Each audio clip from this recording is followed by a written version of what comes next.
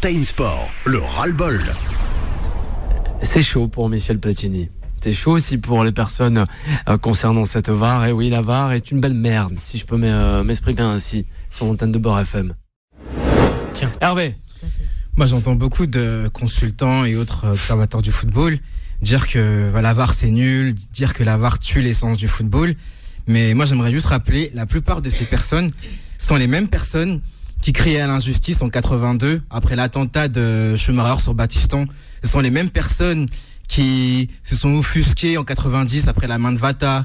Ce sont les mêmes personnes qui disaient que la Corée du Sud avait été favorisée en 2002 après ses huitièmes et ses quarts de finale contre l'Italie et l'Espagne. Ce sont les mêmes personnes qui tous les 2-3 ans chialent, excusez-moi le terme, en disant que le Barça est avantagé par l'UEFA. À un moment donné, on peut pas jouer les progressistes aujourd'hui, dire que le football doit s'inscrire dans la modernité, dans l'ère du temps, et le lendemain jouer les verts effarouchés en disant que non, la VAR ça tue l'essence du football, que la VAR c'est une régression.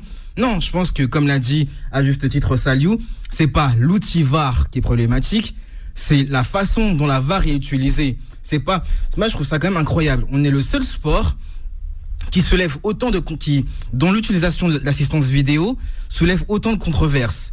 L'assistance vidéo est utilisée au tennis sous la forme du Hawkeye, c'est utilisé au rugby, au basket, on n'entend pas autant de polémiques, on n'entend pas autant de controverses. Mais au football, on est tellement cons, on est tellement idiots qu'on n'arrive pas à utiliser la VAR. À un moment, faut pas déconner. Et Michel Platini, avec tout le respect que j'ai pour lui, en parlant d'idées de merde. Ouais, mais il est surtout les francs. Le tag glissé sur le PSG. L'euro à 24, je sais qu'avec Simon, on n'est pas d'accord, mais. Oh, quand même, ça fait jouer tout le monde. C'est quand même une idée de merde, quand même aussi. Donc, pour toi, Hervé. Et vive la Finlande qui va jouer son premier Euro.